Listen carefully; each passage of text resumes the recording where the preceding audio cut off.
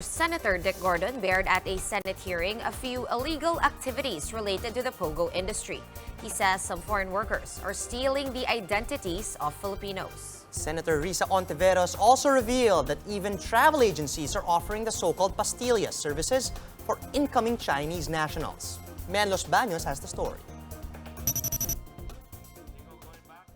A footage allegedly taken inside an exclusive subdivision in Parañaque shows private buses and vans being used to pick up and drop off Chinese nationals working in Philippine offshore gaming firms. Senator Richard Gordon said this is proof that Chinese POGO workers are being coddled in safe houses in some of the Metro's exclusive subdivisions. This is a very organized operation, Mr. President. Hiring buses, hiring cars, hiring vans, getting homes. Gordon, who chairs the Senate Ribbon Committee, brought up the issue of POGOs possibly being used for money laundering and other illegal activities. The senator also disclosed that just last year, Chinese nationals brought in $210 million or at least 10 billion pesos in cash. Nagkala talaga ang POGOs, no? So, you can imagine the presence of 400,000 people in Manila that can easily take over. It's a creeping invasion where they have taken up specific areas where the Chinese are. I'm not being Sinophobic. I'm just trying to express some concern on why there is no seeming regulation, no seeming effort to try and locate these people. Gordon also bared that he has received information about cases of identity theft allegedly being committed by Chinese nationals. Anong araw pa ginagawa ng mga Taiwanese nung araw? Well, namatay sa ganito kasing edad.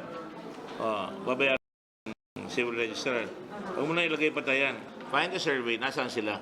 Kukunin natin, pag nako ng hearing, kukunin ko lahat. Ilan ang pumasok, nasaan sila? Ilan nag-overstaying? Yung kanilang identity, nag-assume na sila. Yung birth certificate doon sa kanila na yan.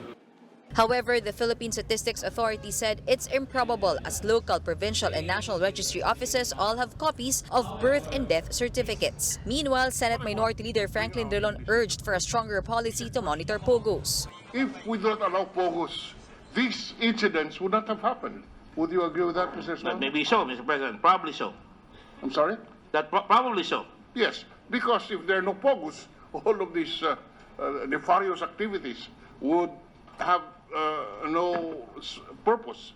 Senator Risa Ontiveros said travel agencies also provide pastillas to Chinese nationals looking for jobs in POGOs. She explained that tour operators receive cuts out from the 10,000 peso service fee under the pastilla scam. Ontiveros also showed screenshots during Monday's hearing of the alleged modus apparently being advertised in Mandarin via the messaging app WeChat. Drilon and Gordon agreed to expose illegal POGO-related MOs in a congressional hearing to serve as basis on crafting policies concerning offshore gaming. Meanwhile, the palace says President Duterte is giving Immigration Commissioner Jaime Morente a chance to solve corruption within the bureau. Presidential spokesperson Sal Panelo relayed that Morente was present on Monday's cabinet meeting where the president agreed to the possible release of an executive order addressing the issue. Panelo clarified, though, that the chief executive still trusts Morente, believing the embattled immigration official to be innocent. Apparently, he's giving Commissioner Morente a chance to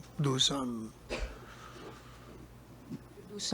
innovations in the immigration department. Regardless, Malacanang says Morente won't be exempted from any investigation. There is nobody who is exempted from any investigation when there is a complaint of corruption, regardless of who you are. Reporting for News 5, Man Los Baños, we are One News.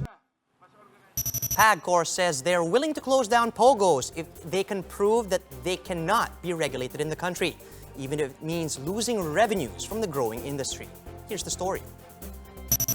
In an interview with One News's The Chiefs, PAGCOR Assistant Vice President for Offshore Gaming Licensing, Setria, said the agency will shut down the entire offshore gaming industry in the Philippines if it can be proven that these activities cannot be regulated. PAGCOR is willing to go down this path, even at the expense of foregoing revenue from the industry.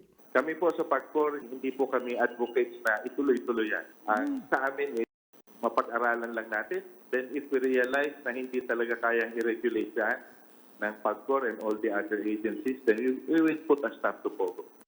Tria warns that the country could lose income opportunities if POGOs are barred from conducting business. He disclosed that 11% of PAGCOR's total income came from online casinos. The regulator's gross gaming revenue reached more than 75 billion pesos in 2019, up 12% from 2018.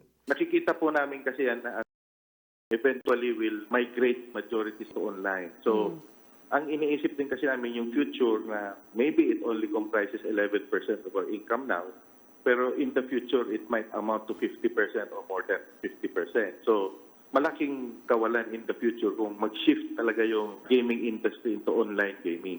PAGCOR is also open to proposals from Congress to impose additional taxes on POGOs. Sa ngayon po, wala pa tayong doon. Hindi pa, kumbaga, kami mismo sa PAGCOR, hindi rin namin makitang sufficient yung nakukuha natin. Kasi BIR nga in fact is saying na hindi nila nakukolekta ng buong-buo yung dapat nila makolekta. But we are open to, yun na nga, if our congressmen would want to impose additional taxes on them.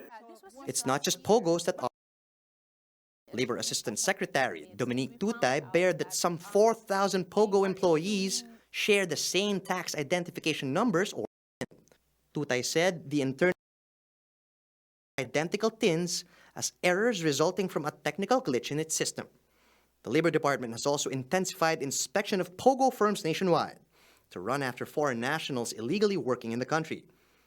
But Tutay admitted that the DOLE is powerless to shut down erring POGO firms. She said only the BIR can padlock companies that don't pay taxes. Ito ho yung sentiment ni Secretary Bello. While we have the power to issue permits, pagdating po sa violation, medyo sabi nga ni Sec Bello, parang toothless yung aming mandato dahil pag nahuli namin na wala silang permiso, fines lang po ang pwede naming i-impose. Ang gusto po nang mangyari sana ni Secretary Bello ay bigyan kami ng power para ma-close po namin yung establishments na nag-e-employ ng mga illegal foreign nationals. The DOLE has submitted some of their findings to PAGCOR so that proper action can be taken against violators.